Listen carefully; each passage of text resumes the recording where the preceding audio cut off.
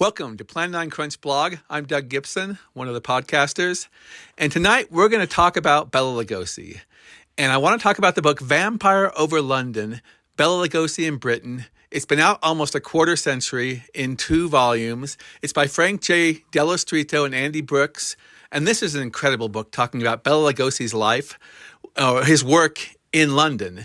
And most interestingly, and I'm going to get into more detail, he did his last long-time tour of Dracula in London in 1951, I believe. So let me talk some more. So I said almost 25 years ago, Frank J. Dello Stritto and Andi Brooks published Vampire Over London, Bela Lugosi in Britain. This book was unique in that it broke new ground in the history of an iconic actor. Bela Lugosi, who even then had a career that had been well analyzed. Vampire Over London erased a myth within Lugosi's biography that the actor's final acting gig as Dracula in England had been a huge failure. The play, a shoddy, near-amateur effort that left Lugosi and his wife Lillian stranded, penniless in London, only able to return to the U.S. by securing a role in Mother Riley Meets the Vampire with its $5,000 salary. That, sir, ma'am, was hogwash. And you constantly saw it repeated in some books and also other sources.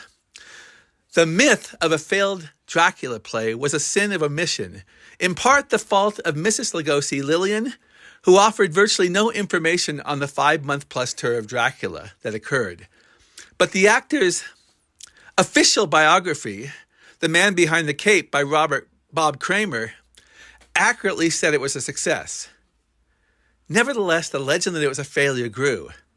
The evidence of this play's staying power and marginal success was out there in old newspapers, promotional sheets, stage receipts, attendees' recollections, and the accounts of those who produced and performed. John Mather, Sheila Wynne, Joan Windmill, Eric Lindsay, Ralph Wilson, Dick Gordon, and so on. It required a meticulous, painstaking, time-consuming effort to gather the reminiscences and archival histories of the 1951 Dracula tour in England. But the effort was accomplished, and Vampire Over London was published. Besides its main focus, capturing the play's history, this work by Dello Stritto and Brooks encapsulates a lost part of history, the details of producing a regional, mid-sized play in post-war England. The book also, and I really enjoyed these chapters, they include accounts of the 3 films in England that Lugosi starred in: The Mystery of the Mary Celeste, 1935, Dark Eyes of London, 1940, and the aforementioned Mother Riley Meets the Vampire, 1951. All 3 of these, by the way, would have different titles for U.S. release. Over the near quarter century of its release, maybe about 15 years ago, the authors gathered additional information on the 1951 tour. More recollections, more archive history. It prompted, like I mentioned before, a second volume, a second edition of Vampire Over London with 495 pages instead of the former's 363 pages. If you possess the first edition, you are a fortunate person. But you are even more fortunate if you have both editions. At the end of this podcast, I will tell you how to get Vampire Over London, okay? Besides the pleasure a Lugosi fan derives from more knowledge of the iconic Dracula's career and personal life, the life of a traveling play company is fascinating. I just loved learning about this.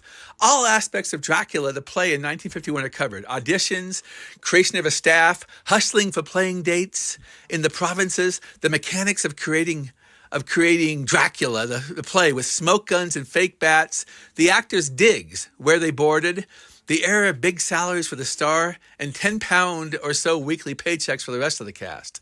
The Sunday train rides to a new city and theater, actors' camaraderie, including how blown lines were covered, and even details of what they call corpsing, where actors would get the giggles on stage. Particularly interesting in this book is Dracula's frequent play dates in the now-gone British music halls, the more boisterous crowds, the grueling twice-nightly performances, the eccentric house music that greeted players' arrival on stage. Producer Mather was persistent, making desperate efforts to get Lugosi and his Dracula in a West End theater, the equivalent of Broadway in New York City. While it stayed outside London and didn't make it, it toured as far as the north of England and Scotland.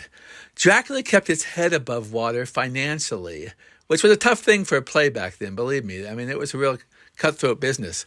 So Dracula kept its head above water financially. Its sole chance was to make a big profit was to get to the West End. That failed to happen. The play was considered for the big stage and may have eventually got its shot as 1951 winded down. But there was a problem. After several months touring, Lugosi was simply too worn out to chase that dream. As the authors noticed well, Mather realized, the producer, that his aging star had reached a state of exhaustion. There was poignancy in how the Lugosis reacted to the long Dracula gig. Bela and Lillian clearly saw it as a chance to be major stars again. A West End triumph would lead to a Broadway return. The authors note their disappointment to learn that Dracula would have a long second-tier run before any chance of the West End. Bela, befitting his stalwart personality as an actor, took it in stride, playing every role in every music hall as if he were in a major theater. As the book notes, Lillian was more vocal with her disapproval, frequently arguing with Mather and writing long letters to Gordon in New York City, relating how she and Bela felt misled and cheated. Despite the end of their marriage after they returned to Hollywood, it's clear that Lillian cared deeply for her husband.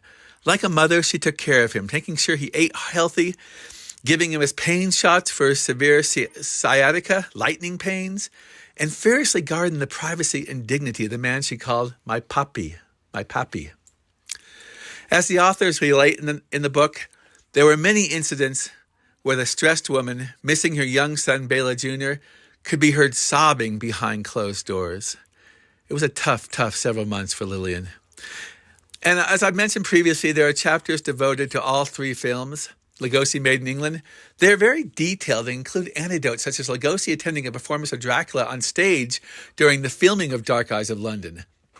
What's interesting is that for the three films he made in London, including the Mother Riley spoof, he was paid far more than what he was earning for films in the U.S. at those distinct times. Also, readers who have wondered what is that film they see on YouTube or in late-night TV as My Son the Vampire or Vampire Over London with the pantomime dame's rapid dialect, and Arthur Lucan, they will learn a lot about how Lugosi came to act in it. There are little details I love in Vampire Over London, and readers will cherish them, such as Lugosi's practice of commandeering a large prop chair for his dressing room so he could rest his aching back. Or Lugosi constantly puffing on a cigar, his battles with fire marshals over that issue, and the tender recollections of Lillian tending to a cigar while he acted. Despite the aging, often ill frame, Lugosi was still able to burst out of his coffin at the beginning of the play, and he wowed the fans with his end-of-play solo play, poor special effects. No, he wowed the fans with his with his end-of-play solo epilogue. You know, reviewers and fans back then scoffed sometimes because it was an old play, and the special effects were mediocre, and the support, while hardworking actors were not on Lugosi's level, of course, virtually all reviews would praise Bela Lugosi. One more anecdote I loved. Bela insisting the cast perform one night, even though the house tallied just a few paid attendees. I got to tell you, man, we don't have a Lugosi stage performance preserved. I keep hoping someday they might find one. But I can reading this book, I know what it was like on the stage for Lugosi to do it day after day. And if you're a Lugosi fan and you haven't read this, the book is an essential. As mentioned, it also serves as an excellent history of an era of British stage history that simply doesn't exist anymore. There are detailed appendices that include every review of the play tour that has been located, as well as details of Dracula's stage history and additional information on those three films. The post-1951 histories of some of the principals of the play tour are added. You know, it's bittersweet, but not surprising to learn that several of those people died in between the publications of Volume 1 and Volume 2. A little note here that's interesting. Eric Lindsay, who played Renfield in the 51 Dracula tour, he relates his efforts to visit Lillian in the mid-1970s when he was in Los Angeles. According to Lindsay, during their phone call, Lillian professed no memory of the British stage tour or of 1951. Now, she was pretty old that time period. It may have been a recollection that she didn't really enjoy because there were such high hopes the first time. Let me tell you where you can get this book. First of all, it's called Vampire Over London, Bela Lugosi in Britain, second edition. Frank J. Dello, Stritto, and Andy Brooks are the authors. You can get it at Amazon by just typing that in. But also, Frank has a website. And let me see if I can. Yeah, it's called Cult Movies Press. So cultmoviespress.com, and you can buy it there. And also, Frank, by the way, Andy and Frank have other books. We'll be talking to both of them in this podcast. But some of Frank's books are also A Quaint and Curious Volume of Forgotten Lore, which is our collection of his essays. A memoir called I Saw What I Saw When I Saw It. And he has written several books now that are faux histories, fascinating, like The Mummy, the zombies, not the Romero kind, but the voodoo kind, and Carl Denham and King Kong, that take all these movies together to create a narrative history. And I say that, quote unquote history. And he uses stills as if they're newspaper things. It's just so fascinating. You can learn all about that at Cult Movies Press. His most recent was Patron Saints of the Living Dead, which is the one about the voodoo. And Andy has compiled books, and I don't have the link. I may put it on later in the notes here, but he has a book on Japanese ghost stories, and also a book on 19th century and early 20th century Christmas ghost stories and other stories. So they both do a lot of great work in the genre. They're both wonderful people. Once again, get Vampire Over London, Bela Lugosi in Britain. It's a treasure, particularly if you're a Bela Lugosi fan. And this is Doug Gibson from Plan 9 Crunch podcast. And remember, Plan 9 Crunch is PLANNINE.blogspot.com. And you can see we have over 1,000 posts. Steve D. Stones is the other blogger. And he's already been on one podcast, and he'll be on a lot of podcasts. You have a great night, and I hope you enjoy learning more about Vampire Over London and buying the book. Bye-bye.